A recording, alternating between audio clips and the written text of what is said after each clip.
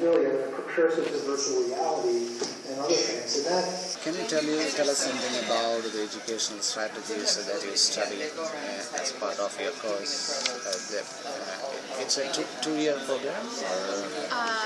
Mine will have taken me 4 years to complete, and that was my personal timeline. But I think that there are two different perspectives right now. One shared by policy and school administrators, and that's clinically rich, which is getting future teachers in-class experiences sooner than traditional teaching programs. So a lot of the traditional teaching programs include hours of observing other teachers without actually practicing it. So one popular approach right now is to get those experiences sooner. But I think educators share a belief in a philosophy that's more student-centered. So about using student discourse to drive instruction as opposed to teachers being the one with all of the knowledge, that students can actually construct knowledge in the classroom and have just as much to offer in the conversations as their teachers do. So you're talking about the language or strategy of language teaching or science and maths or both? It could be both. I think that my background is in science education. I think the student-centered approach is particularly meaningful for science education, which is so inquiry-driven. So what sort of method you are adopting for construction of knowledge construction in the classrooms? Your question was what strategies? Yeah. Are specifically science and math or any classroom? New York State is actually undergoing big reforms in their curriculum right now. But I think it's still inquiry-driven, so raising questions and allowing students to come up with multiple ways of solving the same problem, which hasn't historically been done in schools before. So you give projects and assignments to the students to collect data, and how do you utilize these data in the classroom? Can you tell us something about the classroom process of that? So it's been 5 years now since I've been in a classroom, but in terms of using data to drive instruction, I think it's exactly what you said.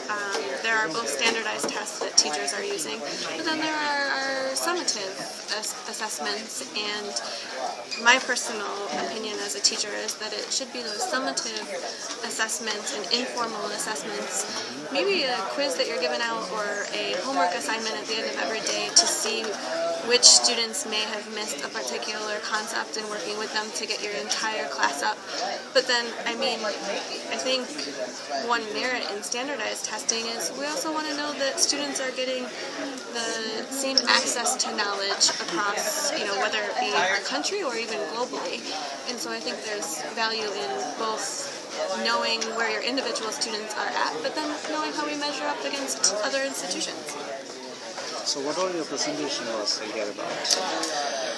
My presentation was actually about university-community partnerships, and some of my preliminary findings, I worked with a public and a private institution here in New York State, and I spoke with the administrators and the community partners involved in those partnerships, and I found that the outcomes and the motivations are being increasingly driven by wanting to prepare undergraduate students for jobs, as opposed to some historic conceptions of university with knowledge for knowledge's sake and lifelong learning, as well as civic preparation, that the job force and work readiness emphasis of higher education is supplanting those historic public good conceptions. So thank you, Patricia. They exist under rules. It's like they are being swallowed by it. And we have also other crimes. It was interesting some time back when I was involved in census. We had issues kicking the box because some of the tribes would not be traced in this box. Affected. It had some effect on the way the country is now. Well, I want to add something on what you say. The British colonial government preferred what we call the potential areas. We have those areas which were favorable for the colonial government, somehow called, they could grow tea, they could grow coffee. I had a student from Ghana at the Muadare, who, I don't know if anyone's here from Ghana, right? But she just published a book, her dissertation she did with me, studying 15 Asante women in Accra, Ghana. I've had a number of students from Brazil, and one who published her dissertation, Marcia Sampaio de Moraes. She's from Rio, Carioca, from Rio. And then there's somebody from Indonesia who wasn't a student of mine, but he wanted to come and work with me. He's published a lot in the sociology of education, and he wants to do a book on critical pedagogy. And his name is Ramat Hidyat. And he's, I'm not sure where he is now, but he wanted to come and he's published a bunch of books on critical pedagogy, sociology of education, mostly focusing on British and American critical educators. And then I'm going to be in Delhi in a few weeks, in India. We're at a conference with, organized by a professor called Ravi Kumar. And Ravi's a Marxist, and apparently there's a number of young Marxist groups that want me to come and speak to them, which is encouraging. And then in Egypt, I have a student now at Chapman. I left UCLA, thank God. I won't say anymore. After 20 years, but it was a good place. It's a good place, actually. But after 20 years, anywhere. Castro, Che Guevara, and my hero, Hugo Chavez, the late Hugo Chavez. And they said, okay. And so I thought, okay, if I can do this and survive, then I'll join your faculty. So, so I'm there, and I have a wonderful student from Egypt called Ahmed Yunus, and yeah, he's working with me there now. So that's all the connections that I could think of. But thanks for meeting with me. Thank you. I'm not sure what you'd like me to do. I've got a talk coming up, but they've only given me 45 minutes. And for me, very long-winded. That's just the way I am. It takes me 45 minutes to clear my throat.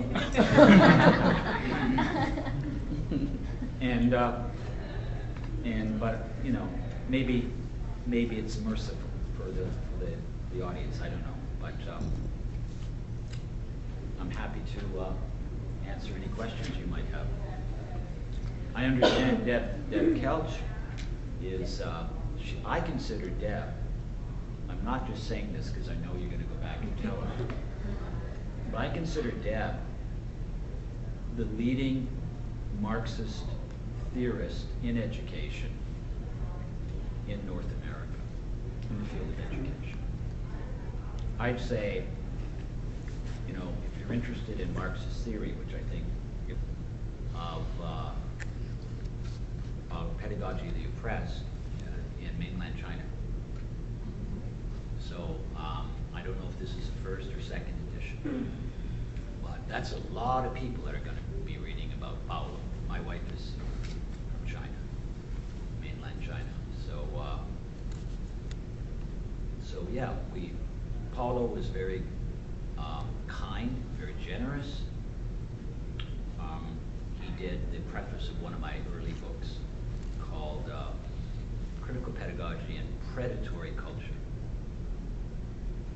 And I remember when that book came out, Paulo was in the audience and I was in just come from, I think, Rio Grande do Sul. Where I It was was born. Santa Maria. I was born in Santa Cruz. I had said, you can't have a revolution without that sound. Great. And you know what happened? The students grabbed me off stage. They said, screw this conference, you're coming with us. Because I said, actually, what I said was, how come, I said, I don't see any black faces in the audience. There were 1,000 people. Where are they? How come the only black faces that I've seen, now this is 20 years ago, right? How come they work as servants in people who look like they're from Europe? Because they were from Europe. I was Right. born in a city where most of them are from Germany. Yeah, yeah. So people in that part of Brazil look like me, right? Many of them. So somebody got mad at me in the conference and stood up and said, "You're from the United States. You live in a racist country. How dare you come to Brazil and talk to us about racism? We idolize the mulatto." The mulatto. And I said, so where does that term come from? Does that mean a cross between a horse and a donkey born sterile? I said, I don't know, where is it? Which is what that means in English, right? And they're like, and then I sort of switched gears. Oh, I know what happened. It was unbelievable. And I said that, and I said, you know, I think this has to, he said there's no racism in Brazil, we all like to have sex with each other. And I said, well, you know, I think there is racism because of the servants I saw. As soon as I said that, as you know, in Brazil, this can mean many things. Yeah, we are coming from Kerala, from India, where a communist government, Marxist government, came into power through election, democratic election. Do you find anything strange in that, in the class struggle? Marx says power should be captured through class struggle. And we came in Kerala, a government was formed through democratic election. Yes. The first government, first communist government. How is it working out? It was in 1956. Yeah. And after 5 years, the Congress government, the right movement, came into power. Okay. So, do you feel a movement, revolutions? Well, yeah, I mean, there are a lot of governments, I suppose, that call themselves communist, like Chinese, you know, Communist Party. Yeah. It's the most capitalist country in the world. That's after India, I got to go to Hungary, and after Hungary, I got to go to. I'll be spending a month and a half. Her philosophy is to be greedy is to be good. She's the head of the the World Bank, and there are a number of very influential. The head of the Fed, actually, was part of the Ayn Rand cult. Greed is good. There's a statue of her. There's a statue of Milton Friedman, one of the Chicago boys, who was one of the pioneers of neoliberalism, who sort of stormtroopers in economics went to Chile after Pinochet murdered Allende and tried to restructure Chile. And his economic policies, of course, have proven to be disastrous. So the statue of Friedman. You're thinking Thatcher, Ayn Rand, Ronald Reagan, Milton Friedman. Then if you approach the campus from the other side, statue Paulo Freire, the only statue of Freire in North America. Maybe there's only just a few in the world. We have a statue of Paulo Freire, Martin Luther King, right? Benito Juarez, the first indigenous president of Mexico or any Latin American country, right? Evo Morales was the second, right? So there's Evo, of course. And so they still outnumber us, but in statues. But there is a powerful Freddy group that I'm a part of, and that's one of the things that drew me to Paulo's work. Of course, we're having Nita, Anna Maria Freddy, come in the last week of October. Are you going to be? Will you guys be here? No. Unfortunately, there was a bit of a falling out when Paulo died between his family, you know, his children and Nita. Nita was. I had a question. I'm sorry, I didn't get your name, but from Kenya. You mentioned the differences, kind of tribal differences, and so I've done a fair amount of work in Kenya. And a question I think that I have is what role does the colonial legacy play in how different groups are positioned, really kind of against each other? And certainly this holds true, in not just Kenya or Africa, but in the area where there was a Western colonial presence. But I know in Kenya in particular, in Uganda, Tanzania, the British system actually placed the tribes who had been in opposition. It created some of this hierarchy. You had the Kikuyu and the Uyo, and you had with the freedom fighters versus the British. And so I'm curious, what's the what role do you see maybe with the colonial legacy playing in the othering of groups or individuals in countries that experienced? Okay, one important thing is that when the British came, there are people who collaborated with them, there are people who fought against them. Now the people who collaborated with them benefited mathematics and physics. I'm currently at Florence Nankasa from Uganda. I'm a teacher of biology at high school. A V Santhosh Kumar from India, educator. I teach English.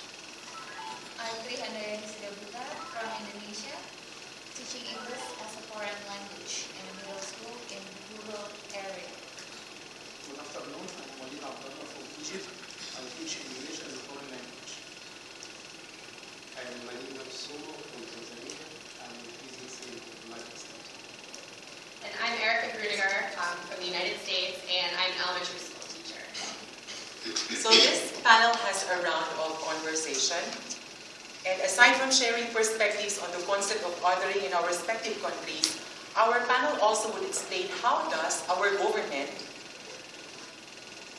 and educational system address that concept of othering, and how has Western education system affected or contributed othering in our country. So let me begin. In the Philippine context, we see in the society rich and poor coexisting one another. We also have Christians, Muslims, and other denominations inhabiting the society. We also have cultural minority groups and other tribes like Dumads, Manubo, and others. If non-linguistic groups are within the context, but Tagalog is our national language. People live in specific places not because they are being grouped compulsively, but by some factors, or being marginalized, but rather because of the way they live and their means of subsistence.